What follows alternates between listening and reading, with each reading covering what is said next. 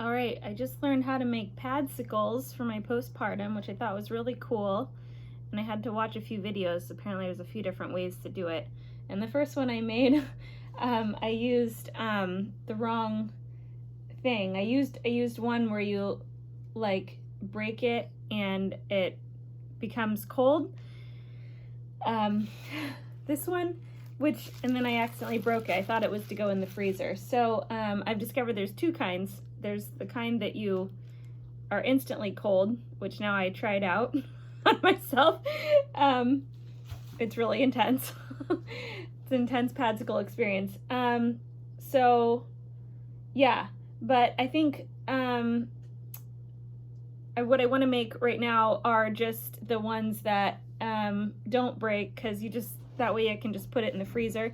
And plus I also realized that I want to use organic cotton pads, and who knows what the hell is on those other ones, or what makes them break and get cold.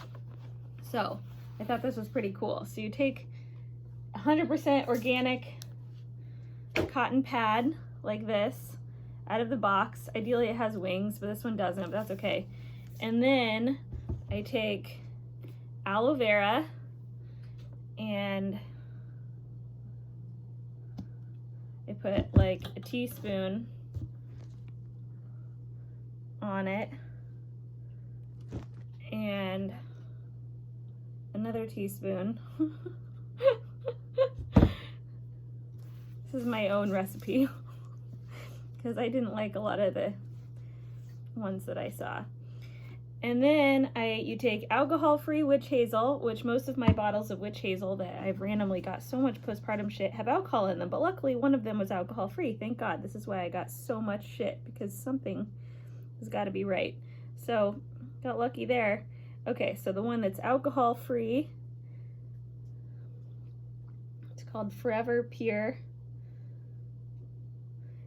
And I put a couple teaspoons of that on. And then I have this random lavender facial tonic, which I found in my bathroom, which I figure if I can put it on my face, I can put it on my vagina. So I'm just going to spray that on because apparently lavender is supposed to be really good for healing. So, oops, I'm pouring this on my birth plan, but that's okay. It's all related. And then I'm gonna take my lavender that I got from my friend's lavender farm, which is really expensive and highly concentrated, but my vagina is worth it, right? That I use for my cakes. Whew, love that stuff. And I'm just gonna try and put one drop of that and then spread that around, because apparently it's like very good lavender. Whew, stuff is intense. And then they say to use jojoba oil, which I don't have, but I have almond oil, which I don't really understand why it would matter. So I'm just gonna put a little bit of that on there.